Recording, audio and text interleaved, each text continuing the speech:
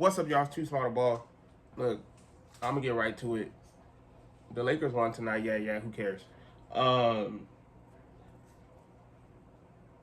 was kind of disappointed because Cooper Flag sat out. To be honest, I didn't think. I know his foot. Everybody seemed to be getting hurt right before the All-Star weekend. Y'all notice that? It's kind of strange. I'm starting to think they're not really trying to care about the All-Star weekend, if you ask me. But hey, who am I? Who am I to say what I'm saying? LeBron James was the oldest person. Of course, LeBron James breaking records still. Of course. He chose this game to come back and break records. He could have broke it on against the Spurs. Maybe he didn't want to do it. He was the oldest player to have a triple-double. You are like 40-something. You are like 40-something. So it's like, what do you expect? You still performing. Yes, we get it. Good job. Good job, Brian. Doing a great job out there, LeBron. Keep up the good work. Keep up the hard work. But we're not a championship contender team. But if you play like that and you show up like that every game, maybe we can be a contender. Maybe just let me think. Maybe if you put just maybe.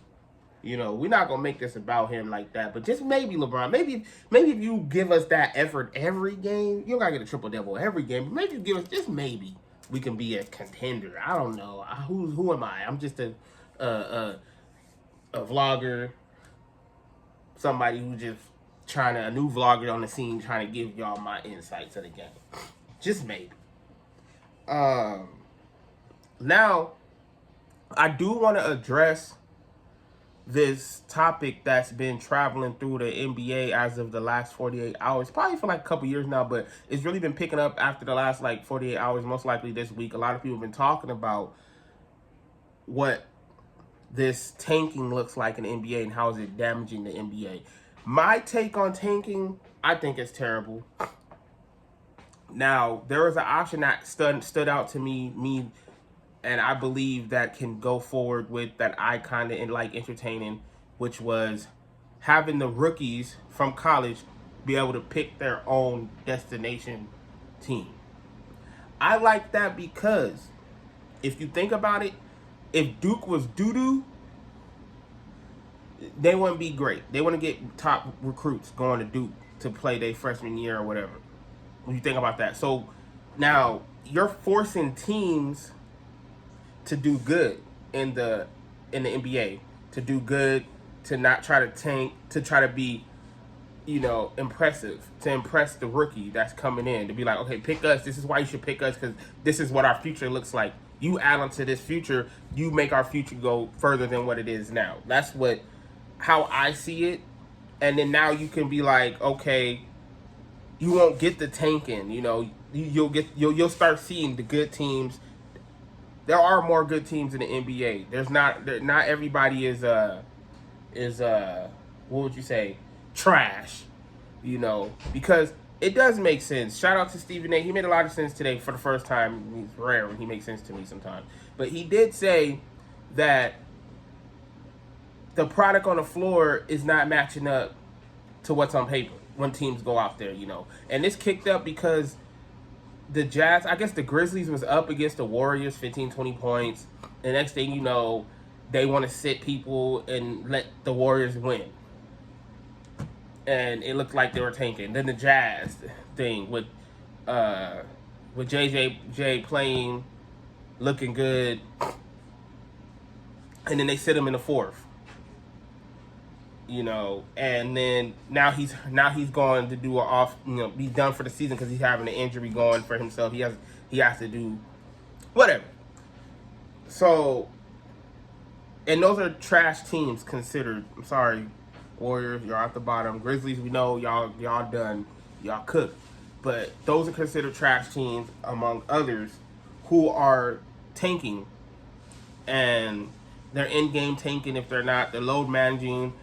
They're starting five. Lakers, y'all did that, but we're not tanking. It was just whatever y'all just did. Y'all decided to do that. And they're saying if they were able to actually be decent show the product that looks on paper to a rookie coming in. He's gonna be like, okay, I want to go there. Now they're saying the fear is, what if they load up his homie, or all the good players go to either the Lakers, or all the good players go to New York, or all the good players go to this and that. It's technically not impossible, but it's nothing to be afraid of, because like they said, the apron is there. The second apron is there to cut off the cap. You probably get 2-star players. If you already don't have one, you might get 2 coming into your franchise. If you already have one, you get 1. Then you gotta meet that second apron. I'm still trying to learn the science of the second apron. I'm just like, whatever, And then I guess owners can pay the taxes if you're willing to pay the taxes to have more players on your team. But my point is this: if you're a good player, wouldn't you want to be showcased on a bigger market? Like, don't you realize, like, as a player, you're gonna go there and be like, okay, I want to go to the Los Angeles Lakers because I know they're globally dominatingly known, and it has a history of winning. That's okay, because that's what they do with Duke anyway. So they do that with Duke, North Carolina, Kansas. Was it Kansas? Kentucky. Is that the top? I think that's the top teams that I'm naming that's dominant in the league. If I'm forgetting somebody, I apologize. But those are the top teams that are dominating in the college league, right? That always gets the top recruits, especially Duke, just getting everybody. And the thing is, I don't see it being a problem. Will it make the NBA better place? Yes, because then now you're getting the big markets are actually having the star players or be able to grow their players. And then on the flip side, the teams that are trying to be impressive can honestly get a steal, because somebody might be like, hey, I don't want to be a big market player. I want to be in Utah. I want to be in Tennessee or something. Like, you don't never know a player's mentality. They might be the Kawhi type. Not the planting trees type of Kawhi, but the Kawhi type, the quiet type, the I'm okay. Cade Cunningham, he's okay in the Pistons. It's a small market, but they dominating up there. They doing their thing in the East. OKC, small market. It's a college town, but they dominating in the West. They got all them picks down there. And that's another thing they brought up, was like, if they're going to stop if you was in the playoffs, in the Western Conference Finals, or the finals, or whatever, the year before, and you got a pick coming up in this draft, they're going to stop you from getting that. You got to forfeit that up, which I think is fair, because you're just loading up on these picks back to back, drawing these players for what? You might not even play the players you keep drafting. You might just bench them. Oh, wait. You might waive them. Kobe Buffkin got waived off the Hawks. He was drafted 2023. Got waived off the Hawks. 14. What 14 pick, just get waived unless they're, like, terrible. You picked them. He was like, that's a lottery, right? 14th is a lottery pick. But you picked them. But y'all put him somewhere, and then y'all waive him. Y'all hardly played him, and then he's in the G League killing it. And then here comes the Lakers. They come scoop him, et cetera, et cetera, et cetera. So that's why I think it's not a bad idea if you let these college players come into the league and be able to pick where they want to go. I think it'll be very interesting, because now you're like, okay, are you going to let them throw in the hat? Or are they going to be like, oh, I'm going to rock this jersey. I'm going to LA. Imagine that. Imagine how that would feel. That would be dope. That's like, it'll be dope. I think it'll be dope. I'm with it. Let me know what y'all think down about that. Let me know what y'all think about that situation, because I don't think it's a bad idea to kill the draft and let the rookies pick where they want to go. I don't think that's terrible. If it makes the NBA look better too, because now you got to work hard to look good. We're gonna look good on the floor. It's gonna help everything. Us, the fans, get a product. If your team is Utah Jazz, your team is Memphis, whatever team is terrible that season, if that's your team, and then now you get to see your team's full potential, because now they're going to try to win. They're going to try to put makeup on and make themselves look like, hey, this is the destination. This is where you want to be. The fans is here screaming, going crazy, like, because they know. Let me show the fan. Let me see the fans' perspective and see how crazy it looks over there. So you get those situations and I don't think it's bad. Honestly, that's my take on it. I really don't think that's a bad idea, y'all.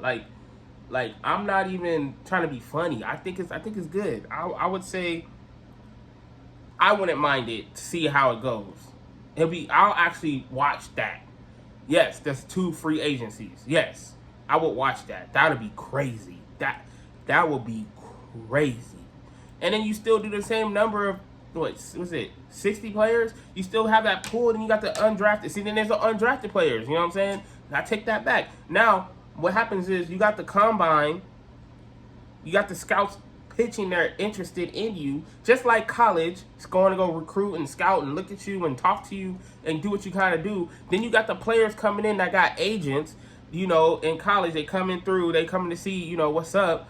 Then you got the, now, because then you got to think about how that is. It's going to balance out these players going back to college and being older. Because that's another thing that people are having an issue with, is that these 24-year-olds, 25, 27-year-olds, whatever, is going back to college to try to get into the league, you know, or to finish their scholarship but still play college ball, you know, that didn't get drafted. They're allowed to go back to college and do their thing.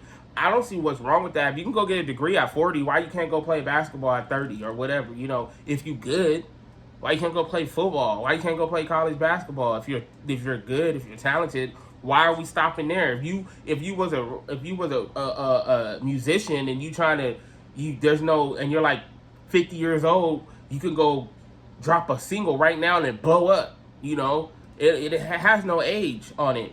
Sports does, but I don't see why you can't give it a try with maybe a player that you think missed his window, but then now he's more serious, so he's more locked in. He's able to come in maturely because he's older, 27.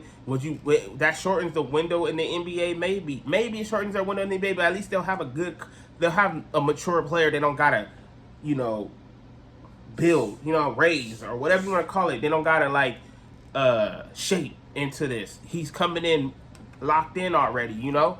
So that's my quick take on those. Let me know what y'all think down in the comments below. Y'all know what it is. Shout out to the ones that have been subscribing to me. Shout out to the ones that's been liking and keeping it and talking to me in the conversations. I love talking to y'all, man. Y'all crack me up. I be on my phone at like 2 o'clock in the morning, 3 o'clock in the morning, laughing, replying back, because y'all be making me laugh, because it's funny. I love talking basketball.